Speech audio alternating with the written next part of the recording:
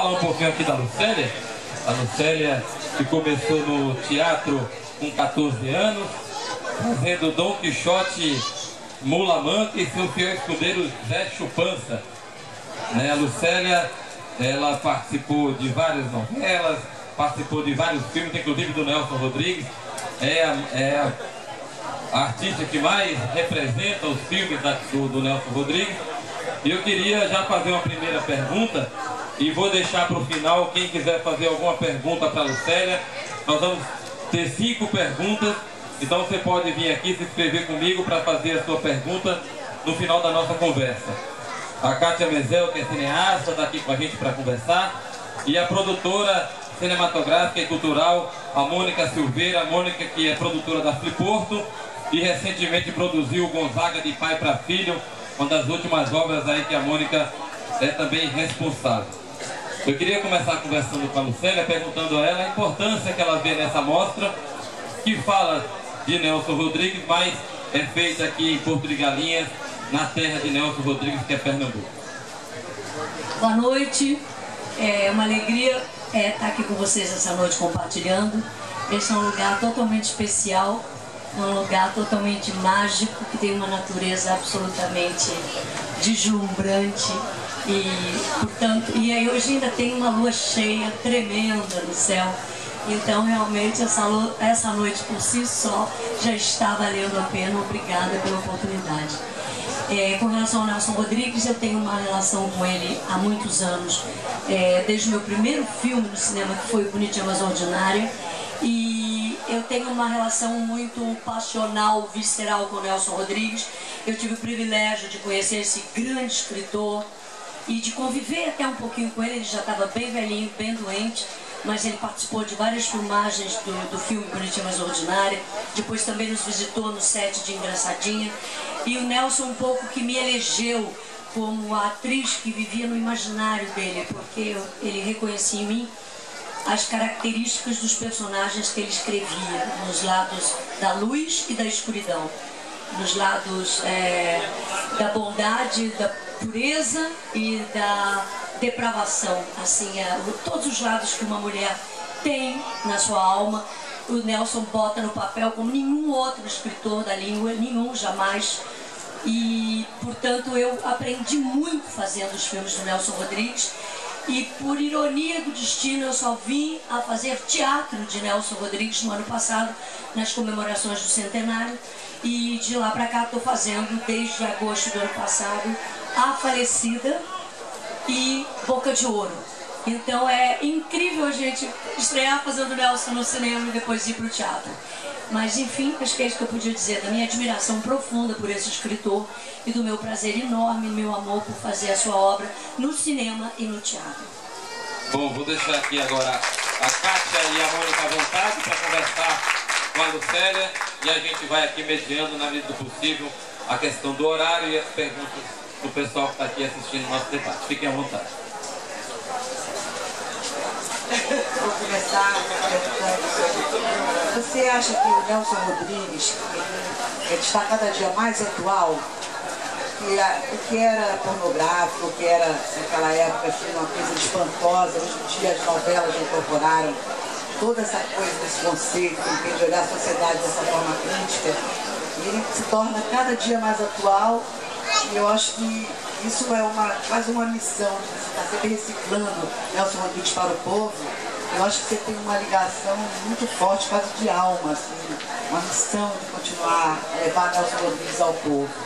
Você tem realmente uma ligação quase espiritual com ele? Assim, você acha que é importante? Que ainda tem muita coisa pela frente ligada a ele na sua vida? Ah, sem dúvida. Eu potencialmente poderia fazer toda a obra dele. Eu tenho o projeto de fazer a peça que eu mais gosto, mas daqui a pouco, porque o Nelson é muito intenso. Eu faço a Zumira, que é uma mulher tuberculosa, e é bem puxado. É um negócio que eu faço, eu fico esgotada. Eu faço 4 sessões por semana e a gente está itinerante, viajando por vários lugares. Eu realmente termino 1 quilo mais magra no final de semana e esgotada. O Nelson esgota. Então eu quero fazer Senhora dos Afogados, que é a obra-prima dele, a meu ver, e uma das peças mais difíceis, mas entre a Zumira da A Falecida e da Guigui do Boca de Ouro para fazer a senhorinha na Senhora dos Afogados, eu vou ter que ter uma pausa, como no cinema.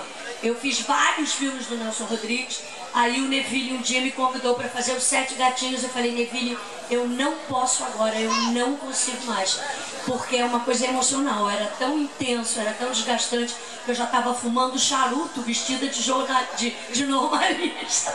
No 7 eu fumava charuto, eu estava pirando. Então tem uma hora que você tem que dar uma distensionada. Com relação ao Nelson ser atual ou não atual, eu acho que o Nelson não deve ser colocado nesse parâmetro de discussão. Ele é o maior escritor da língua, da literatura, e então ele é atemporal. Ele trata da tragédia humana em forma de melodrama, e muitas vezes, mesmo nas comédias. Então o que acontece? Se você imagina que a televisão possa se ocupar de usar algumas coisas do Nelson, na verdade ela está usando o que o Nelson já fez nos anos 40, 50. Boca de Ouro é um melodrama, tem uma historinha de amor por trás. A Falecida é um melodrama, as peças dele têm isso. Eu sempre comparo o Nelson Rodrigues ao Shakespeare. O Shakespeare escrevia para o povo, o Nelson Rodrigues escreveu para o povo. As peças dele são muito fáceis de serem entendidas, atingidas.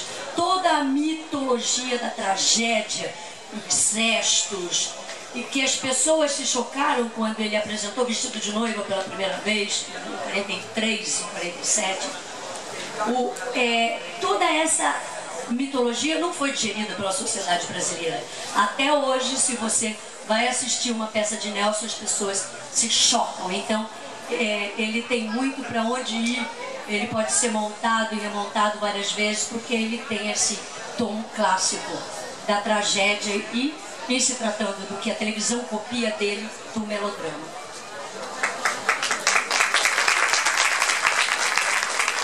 Eu queria muito agradecer a organização por esse evento, porque eu acho muito importante o cinema estar próximo ao povo, né? Aqui em Porto, o cinema mais próximo agora, né? A vários quilômetros no shopping center, né? E a gente, esse fim de semana, está tendo a oportunidade de ter filme de graça para o povo, né? E isso acho que faz parte de toda uma formação de público, né?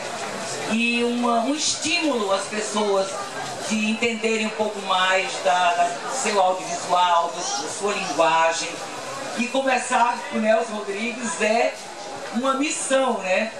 Ou seja, é um ponto de discussão, de entendimento, de poder se olhar no umbigo.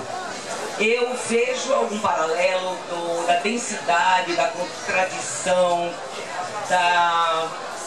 digamos, da permissividade também de Nelson. Eu vejo hoje um pouco nos filmes pernambucanos atuais, né, que de certa forma desvendam um lado sórdido da sociedade, que a sociedade faz de conta que não vê, não é? E que é exposta e jogada na cara. Você acha que o cinema nacional, de certa forma, está absorvendo essa intensidade, essa contradição que foi deflagrada por Nelson através da literatura, teatro, cinema, mas com base em literatura? Você acha que o cinema está, como um todo, não exatamente o filme da peça dele, mas como expostas, né? O que é que você acha sobre isso? Eu acho que o cinema hoje está mais ocupado de vender os filmes e fazer comédias para atingir o público, que é considerado o gosto que as pessoas podem consumir, porque nesse cinema que você mencionou. É o cinema pernambucano também, né? Que não tem muita comédia, mas tem, digamos, filmes fortes, como o do Cláudio Assis, como o do Kleber. Ah, sim, esses cineastas sim. Esses cineastas sim. Que não estão refazendo a obra. Mas o filme pernambucano, eu acho que estamos com cineastas muito fortes, que estão levando o nome de Pernambuco afora, não é? Sem dúvida. Fazendo as tripas coração mas que não estão com essa preocupação de vender a comédia. A questão é que o cinema pernambucano, assim como todo o cinema nacional, precisa de tela. Não adianta você pegar um filme do Assis, um filme maravilhoso, e botar uma semana. Porque o exibidor, as salas, que são poucas, relativamente poucas em relação ao tamanho do país, isso é a questão mais importante do cinema brasileiro, distribuição. O cinema brasileiro pertence, as salas de cinema no Brasil pertencem ao cinema americano. Então, enquanto isso não mudar, a gente não vai poder falar: ah, o cinema pernambucano hoje é o representante da veia densa do grande cinema nacional, nem o cinema paulistano, nem o cinema de Brasília, porque esse cinema não está divulgado ainda como mereceria estar divulgado. É isso que eu acho. Quando eu falo das comédias, é porque essas comédias que são feitas como formato de televisão para botar na tela grande, a meu ver, são o que estão ocupando esse espaço de veiculação mais do que os filmes desse nível de qualidade. A gente vai ter que fazer um movimento dos sem tela, entendeu? Verdade. Sem tela, a gente está precisando do movimento sem tela. Isso aqui já é um movimento. Isso já é o começo do movimento sem tela. Comida para o povo. A gente não quer só comida, a gente quer comida, diversão, cultura e arte. Essa é que é a verdade. Ô Lucélio, você acha que o povo, a população é sedente por esse tipo de cultura, o cinema, o teatro, de que a gente em pouco tempo consegue juntar tantas pessoas para vir escutar você falar sobre um tema importante que envolve o teatro e o cinema no Brasil? Eu acho que tudo que faz a gente estar presente num lugar, assim, olhando um na cara do outro, nesse momento em que as pessoas estão completamente abiloladas com a internet, é fundamental. Face vício. Para mim, comunicação é isso. Eu acho. E isso é fundamental. Quando as pessoas falam, não, a mídia, eu não aguento mais ouvir falar sobre esse assunto. Eu acho que comunicação tem que ser resgatada na veia. A gente conversando olho no olho, diretamente, fazendo eventos num lugar como esse, abre o telão, projeta os filmes, discute com as pessoas e mais, as pessoas precisam voltar a ler. Porque as pessoas estão deixando de ler. Então essas duas coisas é que levariam a um brilho da cultura nacional que eu acho que está fazendo falta. É verdade, sangue novo. Na era onde nada se cria, tudo se copia. Então as pessoas têm que ter conteúdo. E para isso você tem que ler. Né? A literatura é mãe de tudo. E agora que tal vocês fazerem perguntas? Porque a gente está aqui para isso, quer dizer, principalmente Célia, que é a grande conhecedora e estrela. Quem quiser pode chegar aqui, não precisa ter vergonha, é verdade. A gente interrompeu um pouco o rock and roll maravilhoso do pessoal de Nossa Senhora do Ó, que está aí, né? Mas a eles vão voltar, eles vão voltar. Vão voltar, mas a gente está querendo saber o que é que vocês têm curiosidade. Bom, pode vir aqui, por gentileza. Você fala seu nome, por gentileza, e a pergunta. Boa noite. Meu nome é Glaucio, sou de Santo André, como a Vicélia. E eu gostaria de saber o que é mais difícil de fazer, o teatro ou o cinema? E o que você mais gosta de fazer, se é o teatro ou o cinema? São muito diferentes as linguagens de trabalho nos dois veículos. Eu gosto de fazer os dois. A minha paixão, até como público, é o cinema. Eu devo confessar isso. Eu me formei para ser uma atriz de teatro. A minha vida inteira eu trabalhei no cinema, no teatro e na televisão. A minha paixão como linguagem é o cinema. Mas o cinema, quando você consegue imprimir uma verdade no cinema, um olhar, não é, Kátia? Um plano. Aquilo lê a tua alma. Agora, o teatro, para mim, é mais do que a vocação. É o ofício, é o pão nosso de cada dia. Porque você não tem cinema para fazer cinema sem parar, sem parar. Você tem fases de fazer muitos filmes e fases em que você não faz tantos filmes. Agora, o teatro você tem todo dia. Então eu sou muito grata ao teatro como ofício e acho uma profissão limpa, uma profissão que não faz mal aos outros, que não destrói, que não mata, que não polui. Então eu tenho muito orgulho de ser uma atriz e de poder trabalhar no teatro e no cinema, em todos os veículos. Agora, como espectadora, a minha paixão é o cinema. Bom, alguém mais quer fazer alguma pergunta para a Lucélia, para nossas debatedoras aqui, a Kátia e a Mônica? Pode vir. Que bom, a criança aí, também interessada no cinema. Você fala o seu nome? Boa noite, meu nome é João Pedro. Como é seu nome? João Pedro. Mas pode me chamar de JP. Assim, a minha pergunta é, qual foi o melhor filme que a senhora já fez? No pensamento. Eu acho que foi Luz del Fuego. Porque eu sou um tipo de artista que, assim como as pessoas da tua idade, eu preciso de liberdade, assim. Muita liberdade, porque é como brincar. Atuar é o mesmo que brincar. E tem que ter alegria, tem que ter essa coisa lúdica de você ter alegria. Porque até em inglês o que define a minha profissão é the play, é jogar, brincar. E então, o filme onde eu mais brinquei, porque o diretor tinha essa característica de soltar os artistas, foi Luz del Fuego, que foi dirigido por um grande diretor chamado Davi Neves, que já se passou para o outro lado há muito tempo, mas que foi um grande diretor da minha vida e que eu adoro o resultado do filme. E as cobras? Deixa eu fazer um parênteses. Nesse filme, ela dança com uma cobra enorme, com cobra. A cobra não é tão, mas é quase. Então você imagina a dificuldade de uma pessoa de, dentro do personagem, ter que conviver e dançar e se entender com um animal que normalmente causa repulsa. Por isso que também é tão importante e é um resultado maravilhoso. Parabéns pela sua curiosidade, sua iniciativa. Guerreiro. Boa noite. Eu queria saber se tem algum filme, se você já fez algum filme, retratando a ditadura militar na época que houve aqui no Brasil.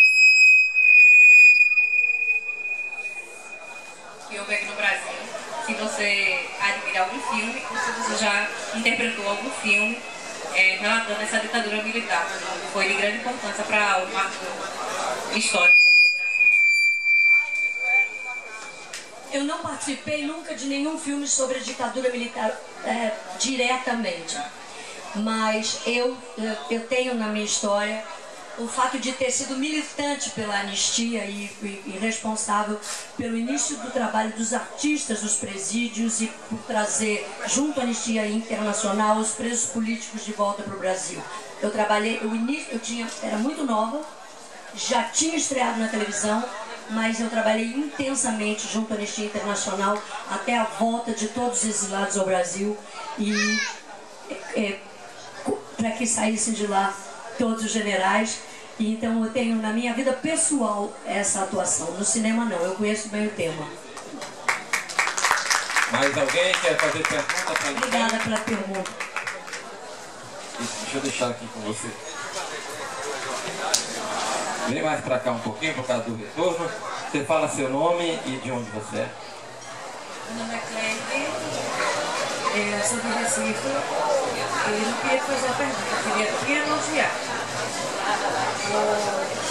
Você ser essa grande estrela que você é e representar muito bem como atriz. Sabe? Parabéns. Obrigada.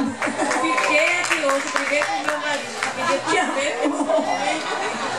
Eu briguei com a sua Maria. Vai ganhar um beijo por todo esse merecimento aí. Pronto. A novela que eu assisti, que ela brilhou para mim desde então, foi Escravidão. E até os dias de hoje. É imortalizada como a escravizaura, verdade, né? Mas isso levou a Lucélia a ter uma grande ligação com a China, a escravizaura. Eu acho que tem falar sobre isso. Parabéns para você. Parabéns para você e pelo filho que ela está escrevendo. O Pedro. Obrigada. Você é uma querida, obrigada. Mais alguém gostaria de conversar aqui com a Lucélia? Alguma curiosidade? O nosso amigo aqui, seu nome e de onde você é? Omar aqui de Porto. só para acrescentar sobre a Escravizaura, para que você falasse, se você, quando fez a novela, você tinha ideia da repercussão, do seu papel e que Escravizaura ia ter no mundo. Acho que as pessoas no cinema que Escravizaura é quase uma novela mundial e eu não conheço, eu vi um depoimento seu, como Escravizaura é um sucesso mundial. Se você tinha ideia da repercussão, que a novela e o seu papel faria? Não, nem eu, nem ninguém daquela equipe jamais poderia imaginar que enquanto a gente fazia aquela novela com tanta dificuldade, era bem difícil para todo mundo. Foi a segunda novela a cor no Brasil. E a novela, a gente trabalhava com muito pouca infraestrutura. Era muito diferente do nível de produção que hoje o Brasil já pratica, tanto no cinema quanto na televisão, não é, Kátia? O Brasil hoje tem uma infraestrutura de cinema americano. Naquela época era tudo muito sacrificado, os cavalinhos iam todo dia, viajavam 3, 4 horas, chegavam no set doente, ficavam espirrando em cima da gente, coitadinho dos cavalinhos, um até morreu. E a gente pisava em lama, a gente dormia 4 horas por dia, eu fazia teatro e ia do teatro, eu fazia teatro com Milton Moraes, no Rio, e íamos de madrugada, eu, o Grande Otelo, uma série de pessoas, chegávamos 3, 4 horas da manhã, acordávamos às 6 para gravar. Foi um trabalho bem puxado, bem bonito, mas nunca ninguém imaginou que a novela fosse se tornar um marco no gênero de teledramaturgia no mundo inteiro. É um fenômeno mundial. A Escravizaura é considerado o produto mais importante do gênero no mundo. Nunca ninguém imaginou isso. Então, era o meu bom karma, era a fruição do meu bom karma estrear com essa estrela. Mais alguém gostaria de fazer? Ok, seu nome de onde? Filé. Também, vale também. Ok? Vou dar o seu nome de onde? Pra frente.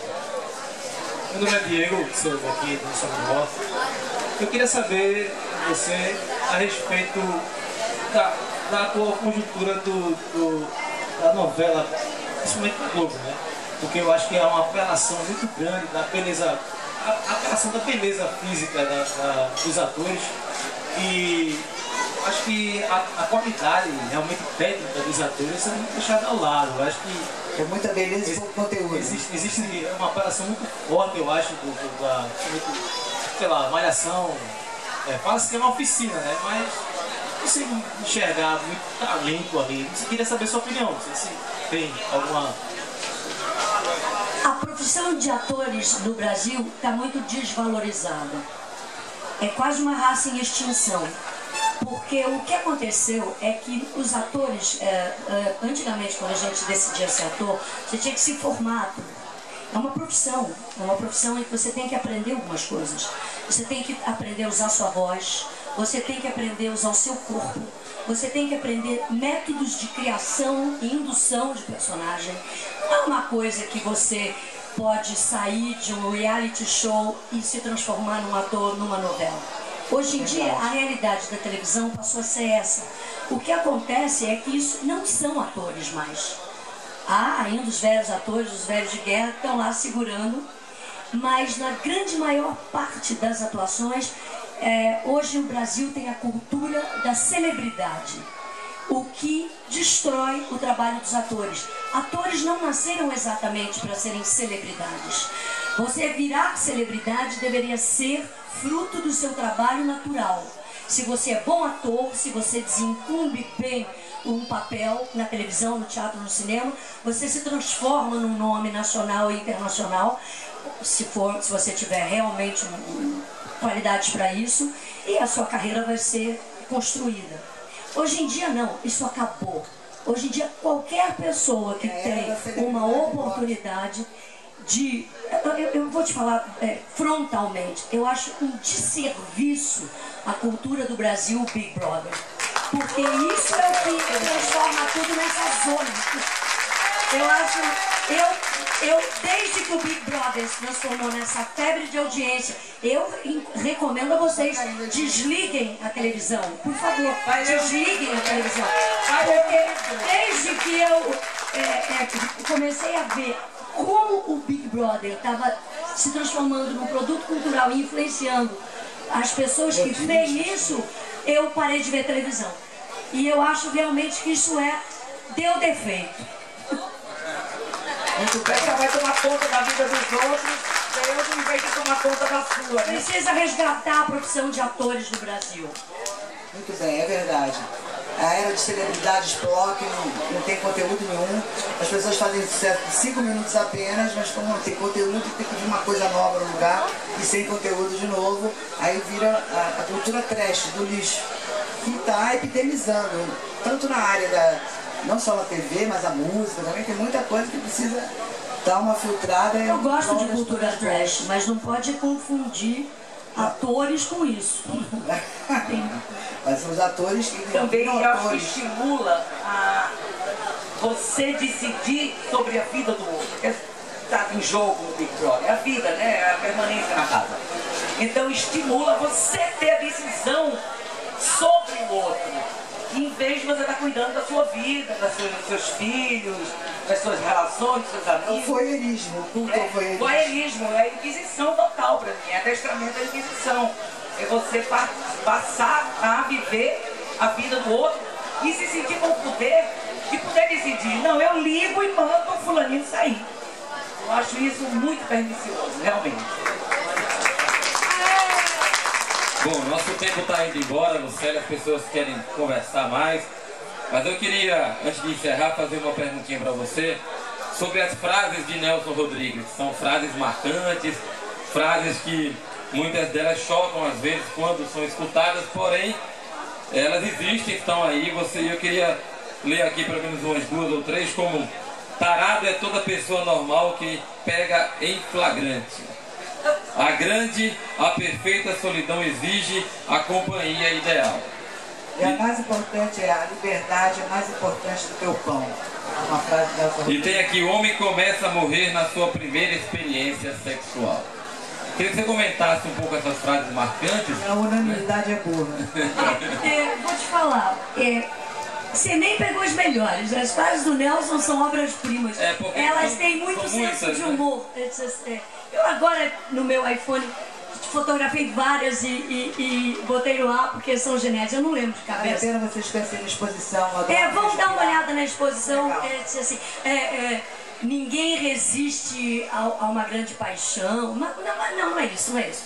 Mas enfim, vocês vão lá ver porque vale a pena. São muito boas as frases dele. Mas tem uma... Bom, depois, se eu me lembrar eu falo. Tem umas que são geniais. Tem um aqui que é: todo tímido é candidato a um crime sexual.